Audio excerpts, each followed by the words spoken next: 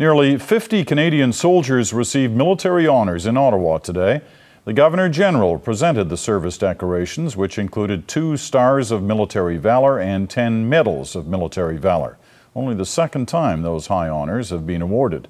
2 of the soldiers later talked about the experiences that earned them the high recognition.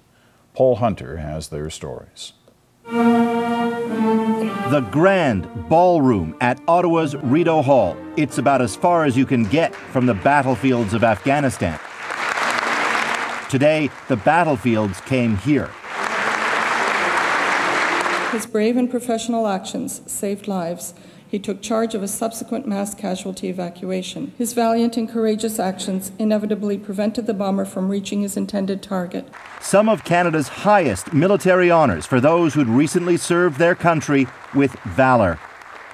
Master Corporal Sean Hubert Neefer.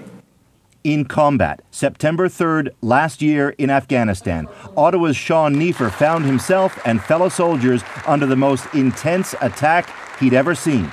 The enemy had formed a perimeter around us in a horseshoe, basically, and had caught us all in basically a perfect kill zone. To help the rescue of friends lying wounded nearby, Neefer stood and shot back at the Taliban, but the only place to do that, right in the line of enemy fire. It was pretty hairy. There's a lot of machine gun fire going off all around. I just remember it being very surreal. Taliban bullets, he says, literally flew just past him. The rounds were so close, I could feel it felt like the wind of the rounds breaking by. For his effort, all wounded Canadians that day were rescued. Major Michael Charles Wright. And so went the stories of all those honoured in this ceremony. Oakville, Ontario's Michael Wright, twice recognized today for valour in Afghanistan. His clear thinking under fire one day last year led his troops to safety when circled and outnumbered by the enemy. He credits his troops.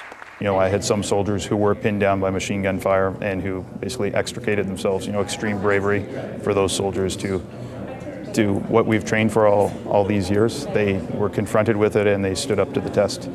Deflecting praise is a common trait here, as is thinking of those who could not attend. I think of the rest of my section. I think of one of the guys we lost in our section, William Cushley. He was in our section, he was killed. So usually when I think of the 3rd, that's what I think about. A day to honour Canada's soldiers who lived to tell their stories, and those who didn't. Paul Hunter, CBC News, Ottawa.